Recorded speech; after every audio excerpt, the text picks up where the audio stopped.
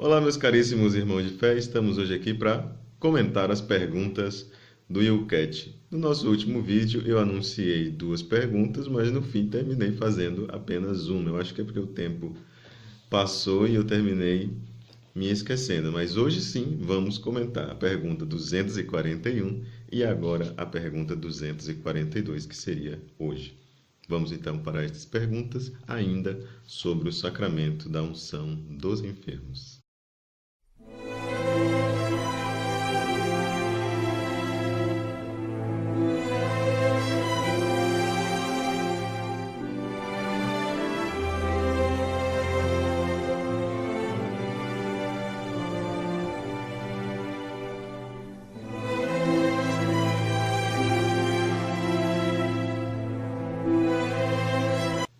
A 241 ontem, como nós vimos o contexto do Antigo Testamento, assim, a grosso modo, né, algumas pinceladas, porque se nós fôssemos ficar aqui explicando todo o sentido real, profundo, daquilo que era a doença no Antigo Testamento, nós poderíamos fazer somente isso no nosso canal para o resto do ano e ainda faltaria tempo, né? Ainda faltaria espaço aqui no nosso canal. Então, todas essas perguntas, elas são um tira-gosto, né? Se você quer se aprofundar, você precisa procurar outras fontes ou até mesmo outros canais. Na 241, que é a pergunta de hoje, que nós reservamos para o dia de hoje, por que revelou Jesus tanto interesse pelos doentes?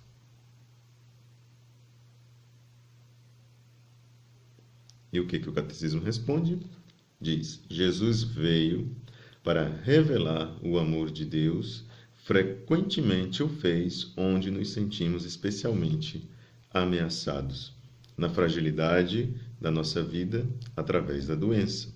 Deus quer que nos tornemos saudáveis no corpo e na alma, porque isto é a integridade da pessoa humana, reconhecendo nisso a vinda do reino de Deus. E o catecismo desenvolve um pouco a sua explicação. Por vezes, só com a experiência da doença percebemos que, saudáveis ou doentes, precisamos de Deus. Mais do que tudo. Mais do que todas as coisas que existem na vida, nós necessitamos de Deus. Quando nós estamos saudáveis, nós percebemos isso. Mas quando nós estamos enfermos, parece que a nossa inteligência se abre inacreditavelmente.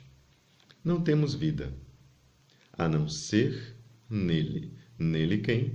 Em Jesus Cristo. Por isso é que os doentes e os pecadores têm um especial instinto para perceber que é essencial. Já no Novo Testamento, eram os doentes que procuravam a proximidade de Jesus. Eles procuravam tocá-lo, pois dele saía uma força que a todos curava. Muitas vezes Jesus nem chegava até a casa da pessoa, já recebia a notícia que era curada. A pessoa só tocava na orla do seu manto, ou seja, na beirada da roupa de Jesus, e já saiu uma força dele que ele curava a pessoa sem nem mesmo ele saber, né? Segundo os relatos evangélicos. E assim, nós passamos para a pergunta 242, que diz o seguinte: por que se deve a igreja interessar especialmente pelos doentes? Por que a igreja precisa fazer essa dinâmica, né? Jesus mostra-nos que o céu sofre quando sofremos. Deus até quer ser reconhecido no menor dos irmãos. Por isso, Jesus determinou o cuidado pelos doentes como tarefa central dos seus discípulos. Ele exortou aos seus discípulos: curai aos doentes, e prometeu-lhes poder divino. Ou seja, ele disse que em meu nome expulsarão demônios, imporão as mãos aos doentes e os doentes ficarão curados. Isso está lá em Marcos 16 e os versículos de 17 em diante. Sempre foi, portanto, uma característica decisiva do cristianismo estarem no centro os idosos, os doentes e os portadores de deficiência.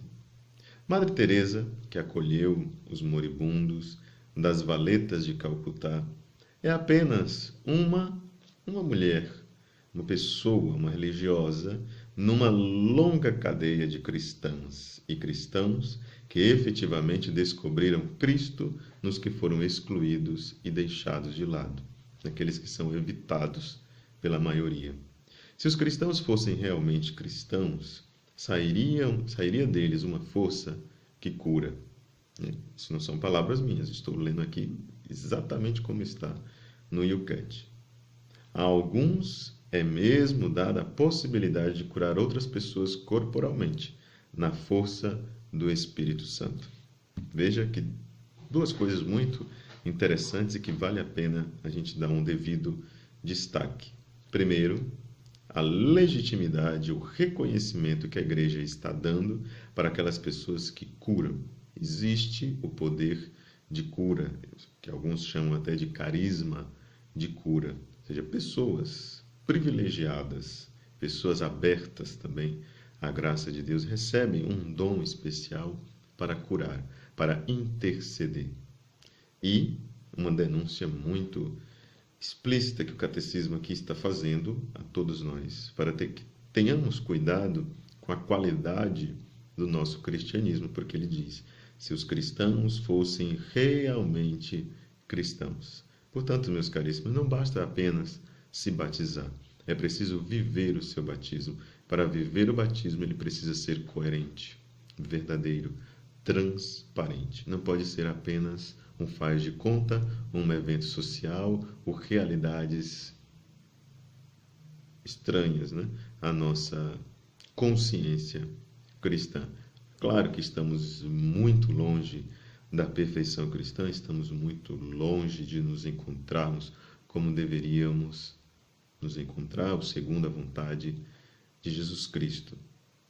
Mas, quando nós estamos falando de assuntos e de temas tão específicos como esse tema da caridade e de acolher o outro, como Madre Teresa fez, como São Francisco fez, como tantos outros santos fizeram, São Camilo e tantos outros, né? A exemplo sempre de Jesus Cristo. Nós estamos falando de algo muito sério e de algo que coloca em xeque a nossa credibilidade como cristãos, e por isso é de fundamental importância que nós estejamos sempre atentos a isso para sabermos por que caminho nós estamos trilhando. Como Jesus nos diz na sua palavra, né, no seu evangelho, nós não podemos servir a dois senhores.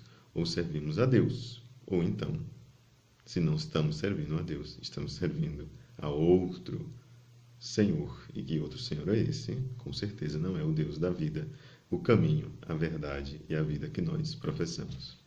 Caríssimos irmãos de fé, hoje ficamos mais uma vez por aqui. Amanhã nós voltamos neste mesmo horário.